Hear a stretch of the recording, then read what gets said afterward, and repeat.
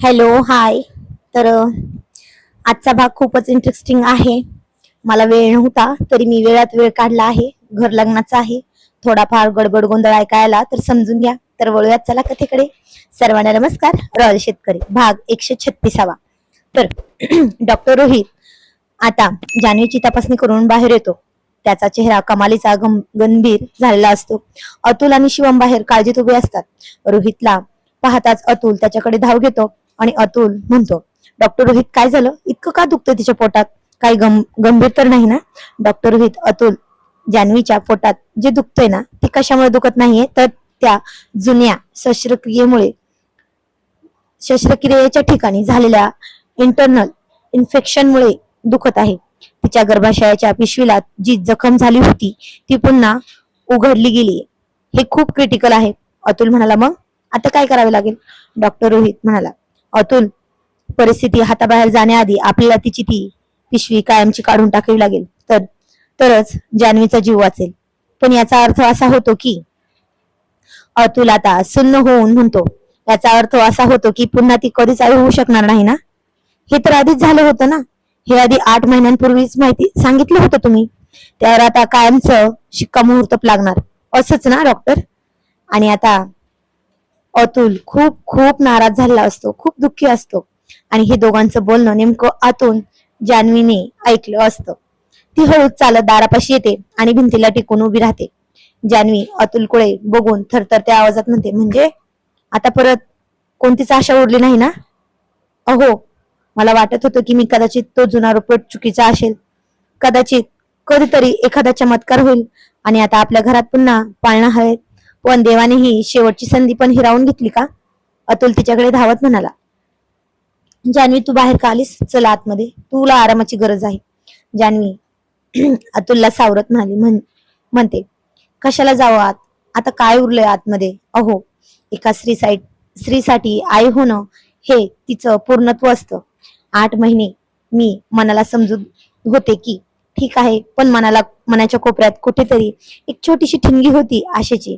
आज डॉक्टर रोहितच्या त्या शब्दांनी मी पूर्ण विझवून टाकली होती ठिणगी. पण ती जमिनीवर गुडघ्यावर बसते आणि ढसाढसा रडायला लागते. तिचा तो टाहो ऐकून डॉक्टर पल्लवीचेही डोळे पाणवतात. जान्हवी, मला का वाचवलं तुम्ही? असं म्हणाली. त्यापेक्षा मला त्याच वेळी जाऊ द्यायचं होतं ना. ज्या ओटीपोटात मी माझं मातृत्व गमावण्याच्या वेदना, आता माझं मातृत्व कायमचं हिरावून घेतलंय तेव्हाच मी अधुरी आहे. अहो, मी तुम्हाला परत कधीच ते सुख देऊ शकणार नाही ना? अतुल तिला घट्ट मिठी मारत रडत म्हणतो, जान्हवी असं नको बोलू ग. तू अधुरी नाहीस, तू माझं आयुष्य आहेस. मला एकच बाळ बस. मला फक्त तू हवी आहेस. आता आपण दोघं एकमेकांसाठी पुरेसे आहोत. प्लीज स्वतःला असा दोष देऊ नकोस ग. डॉक्टर पल्लवी तिच्या जवळ बसत म्हणाली, जान्हवी सावर स्वतःला. तुला माहितीये ना अतुल तुझ्यावर किती प्रेम करतो. आजचा जीव वाचवणं हीच आमची प्रायोरिटी आहे. तू खंबीर झालीस तरच अतुलला धीर येईल आणि एक वंश आहे ना. जान्हवी हुंदके देत म्हणाली, पल्लू, पण आता कधी मी यांना पुन्हा त्यांच्या मुलाची आई होण्याचं सुख नाही देऊ शकत ना. हे सत्य मी कधीच पचवू शकत नाही ग. अतुल तिचं डोकं आपल्या छातीशी घेतो आणि बाहेर पहाटेचा प्रकाश पडायला लागलेला असतो. पण जान्हवीच्या आयुष्यात मात्र एका मोठ्या स्वप्नाचा अंत झालेला असतो. डॉक्टर रोहित, शिवम लांब उभे राहून हताशपणे हे सगळं बघत असतात. कारण एक डॉक्टर म्हणून तो जीव वाचवू शकत होता, पण मित्र म्हणून हा मित्रच असतो. सुखात सोबत नसला तरी दुःखात कायम पाठीशी असतात. आणि डॉक्टर रोहित एका स्त्रीचं तुटलेलं स्वप्न पुन्हा जोडू शकत नव्हता. हॉस्पिटलच्या ऑपरेशन थिएटर बाहेर लाल दिवा लागला होता. आता जान्हवीवर शस्त्रक्रिया सुरू आहे. बाहेर अतुल एका कोपऱ्यात डोकं धरून बसला होता, तर शिवम त्याला धीर देण्याचा प्रयत्न करत होता. डॉक्टर रोहित आणि डॉक्टर पल्लवी आता जान्हवीचा जीव वाचवण्यासाठी शर्थीचे प्रयत्न करत होते. डॉक्टर रोहित पल्लवीकडे बघत गंभीर स्वरात म्हणाला, डॉक्टर पल्लवी, इन्फेक्शन अपेक्षेपेक्षा जास्त पसरले ना. आता उशीर करून चालणार नाही. जर आता आपण गर्भाशय बाहेर काढलं नाही तर जान्हवीला सेप्टिक होण्याचा धोका आहे ना. डॉक्टर पल्लवी डोळ्यात आलेलं पाणी आडवत म्हणाली, हो डॉक्टर रोहित, आय नो, पण विचार करा, जेव्हा ती शुद्धीवर येईल आणि तिला कळेल की तिचं मातृत्व आता कायमचं एका काचेच्या बरणीत बंद झालंय, तेव्हा ती स्वतःला कसं सावरेल हो. डॉक्टर रोहित म्हणाला, डॉक्टर, डॉक्टर म्हणून आपल्याला तिच्या भावनांपेक्षा तिच्या श्वासांचा विचार आधी करावा लागेल. इन्स्ट्रुमेंट रेडी करा. We are proceeding. तासाभराच्या शस्त्रक्रियेनंतर रोहित बाहेर येतो. त्याचा चेहरा सांगत होता की ऑपरेशन यशस्वी झालंय, पण त्या यशात एक प्रकारचा पराभवही दडलेला आहे. अतुल धावतच त्याच्याकडे येतो आणि अतुल म्हणतो, डॉक्टर रोहित, जान्हवी कशी आहे हो? सगळं ठीक झालं ना? डॉक्टर रोहित जड अंतकरणाने म्हणाला, हो अतुल, जान्हवी आता धोक्याच्या बाहेर आहे, पण जसं ठरलं होतं तसं तिचा जीव वाचवण्यासाठी आपल्याला तिची गर्भपिशवी शरीरातून बाहेर काढावी लागली. आय एम सॉरी अतुल, पण हाच एक मार्ग होता हो, एकमेव. अतुल भिंतीला टेकून खाली बसतो. त्याला माहित होतं की हे घडणारच आहे, पण जेव्हा सत्य समोर येईल तेव्हा त्याची दाहकता काही वेगळीच असते ना. तसंच सगळ्यांचं झालं होतं. काही तासानंतर जान्हवीला शुद्ध येते. ती डोळे उघडते तेव्हा समोर अतुल, पल्लवी उभे असतात. जान्हवीच्या हातातला जान्हवीच्या हाताला सलाईन लागलेली असते, पण तिला तिच्या शरीरात एक वेगळीच रिकामी जाणीव होत असते. जान्हवी अतुलचा हात हातात घेत अतिशय क्षीण आवाजात म्हणते, अहो, झालं का सगळं व्यवस्थित? त्यांनी त्यांनी काढलं का सगळं बाहेर? अतुल काहीच बोलू शकत नाही. तो फक्त तिचे हात आपल्या ओठांना लावतो आणि रडतो. जान्हवीच्या डोळ्यांतूनही अश्रूंच्या धारा वाहू लागतात. तिला आता पोटाच्या वेदना जाणवत नाहीत, कारण मनाची जखम त्यापेक्षा कित्येक पटीने मोठी असते. तर जान्हवी म्हणाली, अहो, आता खरंच सगळं संपलं ना? आता या शरीरात कधीच एका जीवाचा ठोका ऐकू येणार नाही ना? मी आता पूर्णपणे वाहन झाले ना? डॉक्टर पल्लवी तिच्या जवळ बसून तिचा चेहरा पुसत म्हणाली, जान्हवी, असं नको बोलूस ना ग. तू आज नाही आहेस, तू एक योद्धी आहेस. तू स्वतःच्या मृत्यूशी झुंज देऊन परत आली आहेस. आणि आई होणं म्हणजे एक जन्म देणं नसतं, तर दुसऱ्याच्या आयुष्यात माया पेरणंही असतं ग. आणि जान्हवी अतुलकडे बघत म्हणाली, अहो, तुम्ही माझ्यावर रागावणार नाहीत ना? मी तुम्हाला परत कधी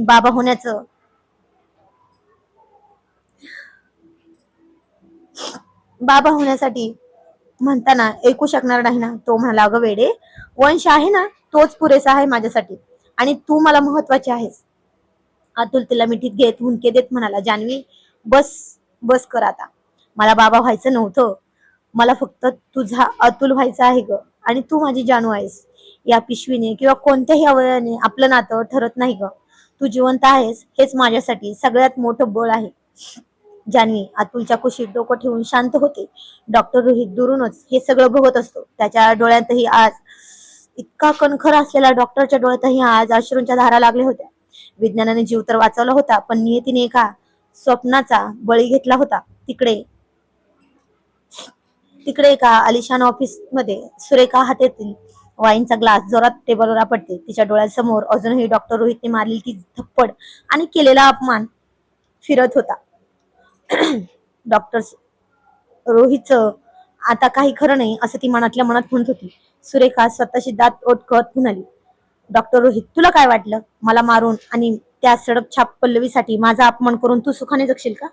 आता तुला कळेल की ही सुरेखा, ह्या सुरेखाचा हात धरणं आणि सुरेखावर हात उचलणं यातला फरक काय असतो. तिचा उजवा हात जो तिचा पीए आहे तो आत येतो. पीए म्हणतो, मॅडम, तुम्ही म्हटल्याप्रमाणे डॉक्टर रोहितच्या हॉस्पिटलमध्ये सर्व रेकॉर्ड्स मी चेक केले आहेत. जान्हवी नावाची पेशंट जिच्यावर त्यांनी रात्री इमर्जन्सी मध्ये शस्त्रक्रिया केली, तिची केस आपण वापरू शकतो. सुरेखा कुस्मितपणे हसत म्हणली, वा, जान्हवी म्हणजे अतुलची बायको ना? डॉक्टर रोहितची जवळची आहे ती. तिचं गर्भाशय काढले गेले, हो ना? आता आपण हाच मुद्दा पकडायचा. मेडिकल निग्लिजन्स मध्ये म्हणजे वैद्यकीय हलगर्जीपणामध्ये डॉक्टर रोहितने स्वतःचा वैयक्तिक राग काढण्यासाठी किंवा पैशाच्या हव्यासापोटी एका स्त्रीचं मातृत्व हिसकावून घेतलं असा आरोप आपण त्याच्यावर लावणार आहोत. दुसरीकडे डॉक्टर रोहित आणि पल्लवी हॉस्पिटल मधील कॅन्टीन मध्ये बसले होते. दोघेही जान्हवीच्या ऑपरेशनमुळे खूप थकले होते. पल्लवी पल्लवी डॉक्टर रोहितला म्हणाली, जान्हवी आता हळूहळू सावरते, पण तुला बघून खूप वाईट वाटतंय हो. किती खंबीर राहण्याचा प्रयत्न करतोय ना तो. डॉक्टर रोहित पल्लवीचा हात हातात घेत म्हणाला, खरं आहे पल्लू बेबी, पण अशा वेळी आपणच त्यांना आधार देणं गरजेचं आहे ना. आणि किती केलं तरी ते तुझे फ्रेंड्स आहेत.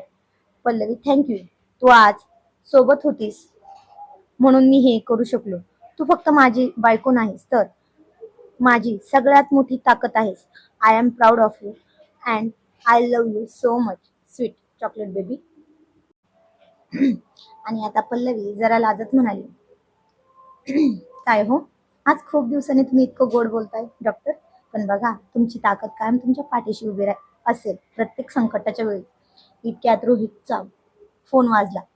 हॉस्पिटलच्या मॅनेजमेंटचा फोन असतो. डॉक्टर रोहित फोनवर, हॅलो. काय? असं काय कसं होऊ शकतं? कोणती notice? Medical medical cancel. Doctor रोहितचा चेहरा एकदम पांढरा पडतो. त्याचे हात आता थरथरायला लागतात. पल्लवी म्हणाली घाबरून, काय झालं डॉक्टर रोहित? कुणाचा फोन होता? डॉक्टर रोहित म्हणाला, पल्लवी, माझ्यावर आणि माझ्या टीमवर जान्हवीच्या केसवरून मर्डर अटेम्प्ट आणि अनधिकृत शस्त्रक्रियेचा केलेला आरोप लावला गेलाय. सुरेखाच्या वडिलांच्या ट्रस्टने माझ्यावर केस फाईल केली आणि माझं मेडिकल लायसन्स सुद्धा रद्द करण्याची मागणी केली. तर पल्लवी त्याला धीर देत म्हणाले, तुम्ही काळजी करू नका, सगळं व्यवस्थित होईल. हे सगळं तर खोटं आहे, आपल्याला माहिती आहे ना. आणि अतुल अतुल सोबत जे झालं ते फक्त एक कोइन्सिडन्स होता ना, दुसरं काय ते. मग हॉस्पिटलच्या बाहेर मीडियावाले लोक आणि सुरेखाची काही माणसं जमा होतात आणि डॉक्टर रोहितच्या विरोधात घोषणाबाजी करायला लागतात. सुरेखा तिथे येते गॉगल लावून आणि चेहऱ्यावर एक विजयी हास्य. सुरेखा मीडियावाल्यांसमोर डॉक्टर रोहित म्हणते, डॉक्टर रोहित एक प्रोफेशनल डॉक्टर नसून एक गुन्हेगार आहेत. त्यांनी माझ्या ओळखीच्या पेशंट सोबत जे केलं ते भयानक आहे. मी आता गप्प बसणार नाही. डॉक्टर रोहित बाहेर येतो आणि त्याच्या पाठोपाठ डॉक्टर पल्लवी आणि अतुल, शिवम सुद्धा असतात. अतुल जोरात ओरडून म्हणतो, खोटं बोलते ही बाई. डॉक्टर रोहितने जान्हवीचा जीव वाचवला. सुरेखा म्हणत पल्लवीकडे बघून म्हणाली, अगं ये, तू तर या डॉक्टरची सावली आहेस ना. आता बघ, तुझा हा गोल्ड मेडलिस्ट नवरा कसा रस्त्यावर येतो आणि त्याच्यासोबत तू सुद्धा. सडक छाप. आणि डॉक्टर, तुमची ती वर्कहॉलिक नस आता मी कायमची कापून टाकणार आहे, बघाच. डॉक्टर रोहित शांतपणे सुरेखाच्या डोळ्यात बघतो. त्याच्या डोळ्यात भीती नाही तर एक प्रकारची धग होती. डॉक्टर रोहित म्हणाला, सुरेखा, तू माझ्या करिअरवर वार केलास ना. ठीक आहे, पण लक्षात ठेव, मी डॉक्टर आहे आणि डॉक्टरला जखम भरणं पण येतं आणि वेळ पडली तर शस्त्रक्रिया करून ती बाहेर कापून टाकणंही येतं. या युद्धाची घोषणा तूच केलीस ना, मग आता हे युद्ध संपवणार मी, ते पण माझ्या मेडिकल भाषेमध्ये, एवढं लक्षात ठेव. तेवढ्यात शिवम डोकं चालवतो. चैतन्याची पोस्टिंग याच एरियात झाली होती 2 दिवसांपूर्वी. मग काय, सरळ फोन चैतन्यला लावतो आणि हॉस्पिटलच्या बाहेर मीडियाचा गराडा आणि अचानक सुरेखाची नाटकं सुरू असताना अचानक सायरन वाजत पोलिसांच्या गाड्या तिथे येऊन थांबतात. गाड्यांतून 2 पोलीस उतरतात आणि नंतर समोरून SP चैतन्य, जो पोलीस अधीक्षक आहे, तो बाहेर येतो.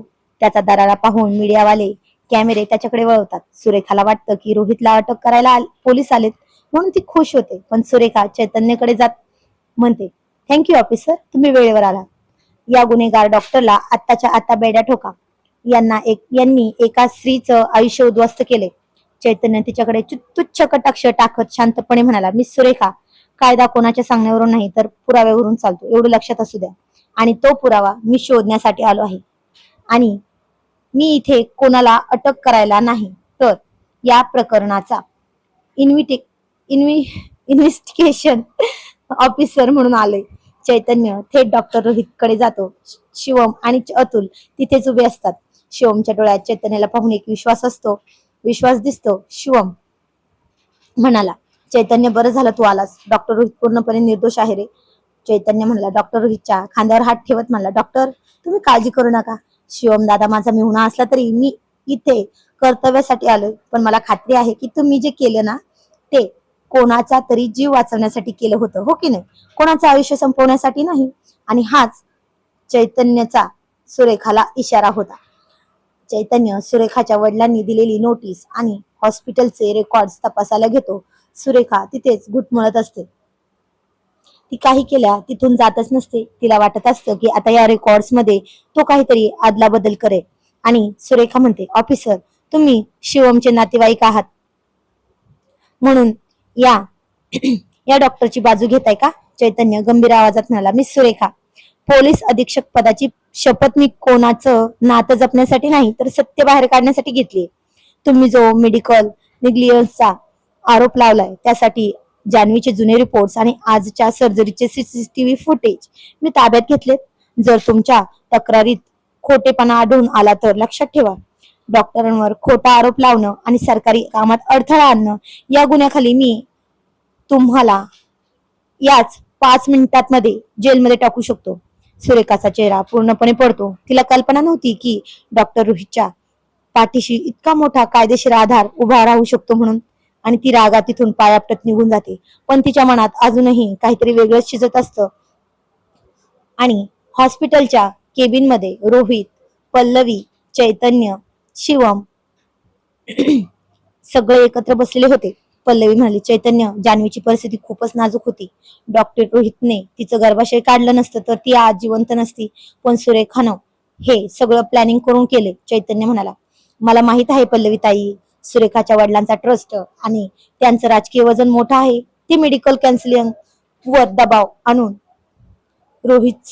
डॉक्टर रोहितचं लायसन रद्द करण्याचा प्रयत्न करतील. डॉक्टर रोहित, मला जान्हवीच्या त्या सर्जरीचे सर्व टेक्निकल्स रिपोर्ट हवे आहेत. आपल्याला हे सिद्ध करावं लागेल की हा निर्णय लास्ट रिपोर्ट म्हणजे शेवटचा पर्याय होता आणि हाच पुरावा खूप मोठा असेल आपल्यासाठी हे जिंकण्यासाठी. तर डॉक्टर रोहित म्हणाला, चैतन्य, पेपरवर्क रेडी आहे पण सुरेखाने काही साक्षीदार विकत घेतले आहेत. घेण्याची शक्यता मला दाट वाटते. चैतन्य स्मित हास्य करत म्हणला, तिने साक्षीदार विकत घेतले असतील तर मी सत्य विकत घेणाऱ्यांच्या विरोधात लढणाऱ्याला शिकवलोय. तर डॉक्टर रोहित, तुम्ही निर्धास्त राहा. तुम्ही पेशंट वाचवण्याचं काम केले ना, आता तुम्हाला वाचवण्याचं काम ही वर्दी करेल. तर